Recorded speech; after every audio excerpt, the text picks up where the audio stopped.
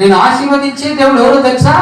భూమిని ఆకాశాన్ని సృష్టించినటువంటి దేవుడు. అంటే సృష్టికర్త అయినటువంటి దేవుడే నిన్ను ఆశీర్వదించడానికి సియోనులో నుండి నిన్ను చూస్తున్నాడు. అర్థమవుతుందా?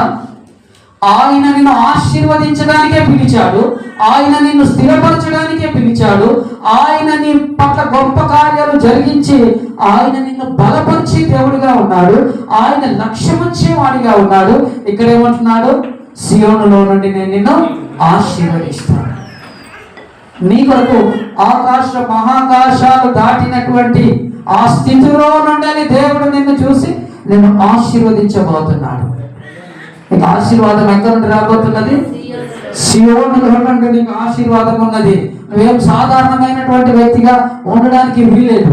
ఇప్పుడు కలుగుతున్న కొంచెం శ్రమని బాధని చూసి నువ్వు బాధపడవలసిన పని లేదు. సియోనులో నుండి నిన్ను ఆశీర్వదించడానికి భూమి ఆకాశాలను సృజించినటువంటి దేవుడే ఈ మాట నీతో పలుకుతున్నాడు. అందుకే ఈరోజు ప్రపంచం అంతా కూడా ఏ ఆనందంలో ఉన్నది? క్రిస్మస్ ఆనందంలో ఉన్నది. ఈ మాసాన్ని, డిసెంబర్ మాసాన్ని ఏమన్నారు? ఆనంద మాసం. ఏ మాసము అంటే ఈ నెలంతా కూడా ఒక సంతోషం. ఏంటిది? లోకరక్షకుడు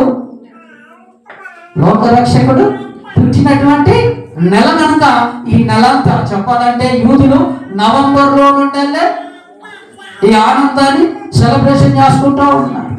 ప్రపంచం అంతా కూడా క్రిస్మస్ ఆనందంలో నవంబర్ నుండి జనవరి వరకు సంతోషంతో గడిపే సమయం ఇది. నువ్వు ఇప్పటి వరకు నీ బాధని, నీ కష్టాన్ని చూసుకుంటే ఈరోజు ప్రభు నీతో అంటున్నాడు, నువ్వు ఏ మాసంలో ఉన్నావో తెలుసా? ఆనంద మాసంలో ఉన్నావు, సంతోష మాసంలో ఉన్నావు, సెలబ్రేషన్ చేసుకునే మాసంలో ఉన్నావు. కష్టాలు లేవని చెప్పట్లేదు, ఉన్నాయి, కానీ కొంచెం కాలమే. అన్నిటిని చూడకు, శాశ్వతమైన ఆశీర్వాదాన్ని ఇచ్చే దేవుని వైపు చూడు. శాశ్వతమైన ఆశీర్వాదం నిన్ను స్థిరపరిచే దేవుని వైపు చూడు. కాబట్టి నువ్వు ఎలా ఉండాలి? నీ కుటుంబం ఎలా ఉండాలి? నిన్ను పిలిచిన వాడు ఎలాంటి వాడు? భూమి ఆకాశాలను సృష్టించినటువంటి సృష్టికర్త అయిన దేవుడు కనుక ఆయన పిలుపును బట్టి, ఆయన మాటలను, ఆయన ఆజ్ఞలను, ఆయన కట్టడాలను అనుసరించడానికి నీవు సమర్పణ చేసుకొని దేవుడి సన్నిధానానికి నడిపించబడినటువంటి వ్యక్తి కనుక నీ జీవితంలో తప్పకుండా ఆశీర్వాదం ఉంటుంది. నేను ఆశీర్వదించడానికి దేవుడు సృష్టికర్త అయినటువంటి వాడు ఎలా వచ్చాడో నీలా నాలా సాధారణమైనటువంటి మానవుడిగా మారిపోయి